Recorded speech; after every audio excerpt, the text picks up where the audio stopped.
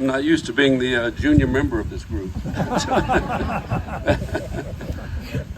First of all, on behalf of all veterans, I want to thank you, Mayor Compton, and everyone who's chosen to recognize this day. You have no idea how much we appreciate this gesture.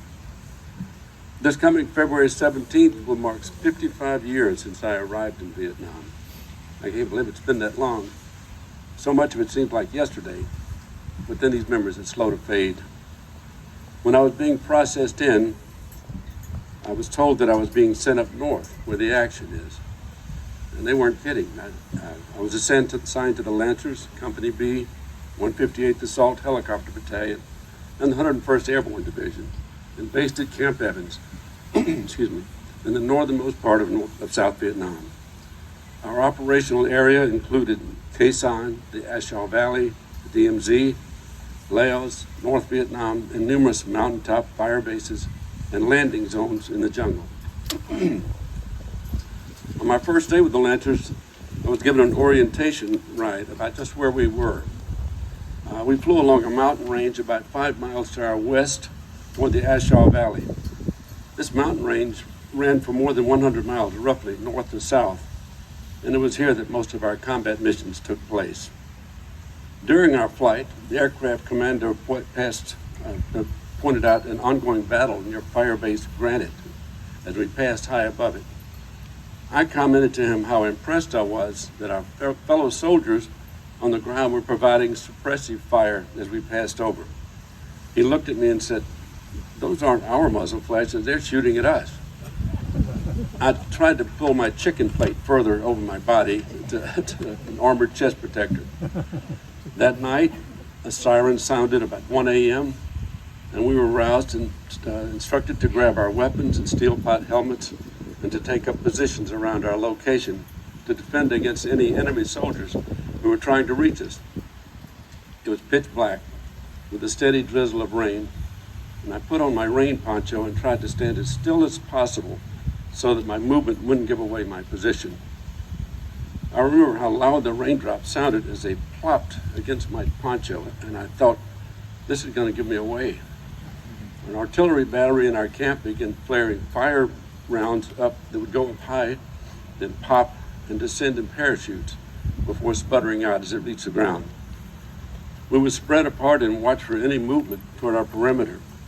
And while the parachutes descended, they also drifted, causing the shadows to elongate and change shape, and I couldn't tell if it was people or if it was just a shadow. Finally, we were given an all-clear sound, and everyone went back to our bunks. And I don't think any of us new guys slept the rest of the night. Throughout my whole tour, we would receive a few rockets or mortar rounds at Camp Evans every week or two. We would cover in bunkers, but thankfully never encountered the enemy near our hooches where we slept, save one close call when an enemy rocket-propelled grenade buried itself in a water blivet behind our hooch. There was no big political picture for us. We were simply concentrated on staying alive and taking care of each other and doing our job. We just lived day to day. I have to say that knowing your brothers in arms are right there for you should you have difficulties allows one to try anything to accomplish a mission or try to save a life. In our area, the enemy wore uniforms. They were well armed and well trained. They were a formidable enemy. And the mountains and the DMZ teamed with them.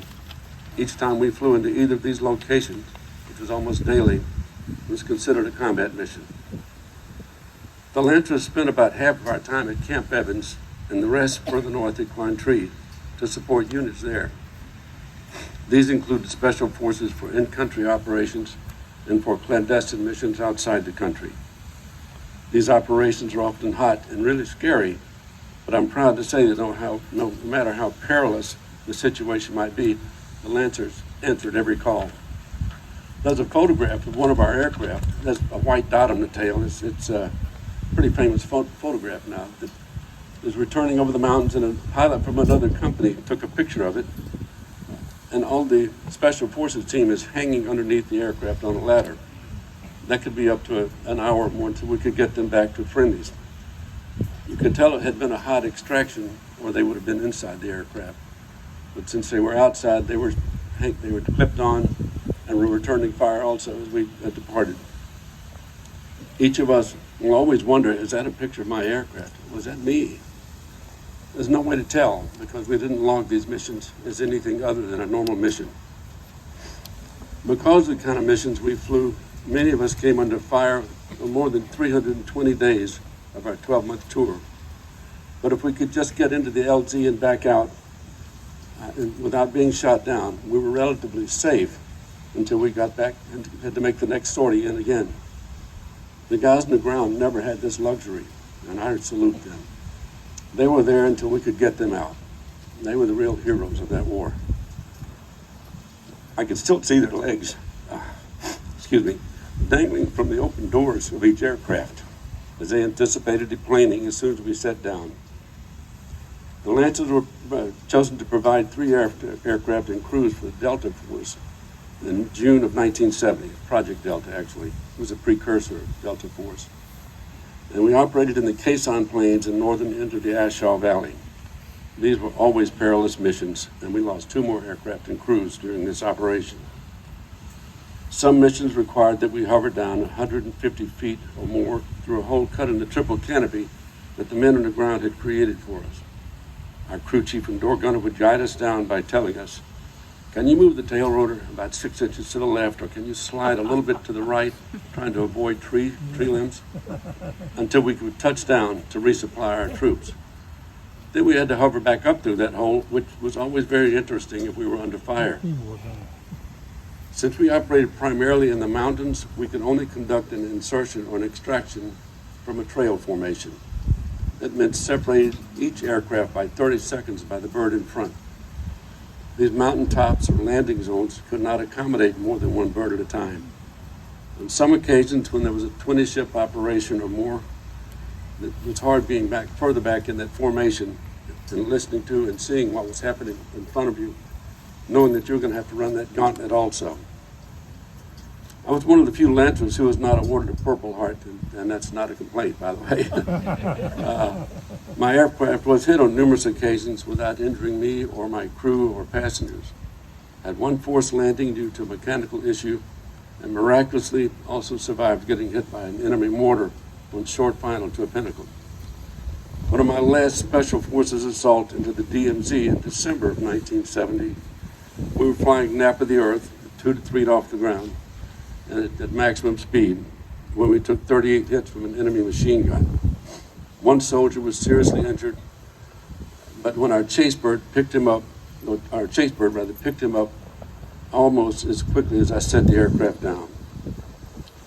I was scheduled to return home in February 17th of 1971, and have been fortunate beyond words to have been in so much combat without getting injured. But in early February, I could see the light at the end of my tunnel. I felt it was no longer if I was going to be injured, but when. I just couldn't go in the belly of the beast that many times and expect not to. But on February 6th, I was appointed as flight lead on one of the 2 flights in combat into Laos. As was described, there were 120 aircraft in each flight, and each one with 7 South Vietnamese soldiers in full combat gear. The incursion was designed to cut off the supply route in the south known as the Ho Chi Minh Trail. This was codenamed Lam San 719. I have no idea what that means. But thank God, all of us in my flight made it in and out without losing anyone. The other flight was not so fortunate. I continued to fly the remaining days there, having only 1 more uneventful combat mission before departing Vietnam. By this time, I had logged over 1,270 flight hours in my tour, and then more than 1,050 of those were combat hours.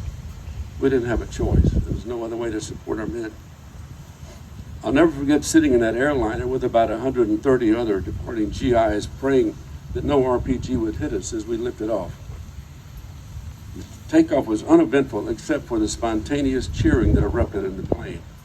It's the loudest cheering I'd ever heard until we touched down the good old US of A some 20 hours later. The noise of that cheering was deafening, and I covered my own ears and then realized that I was also cheering loudest. So some 54 years, this coming February 18th, I came home. There are 22 Lancers on the wall in Arlington, and roughly 100 names altogether from the 158th Battalion that are included in the 58,000 plus names that are registered there. We Lancers always remember them and do a Zoom toast to them every Memorial Day. It's vitally important to remember them. After all, we are a band of brothers. I'm so proud and honored to have been a Lancer and fortunate beyond words not to have been physically injured. Today I feel that it was where it was supposed to be. Still, it did take over 30 years to confront those memories.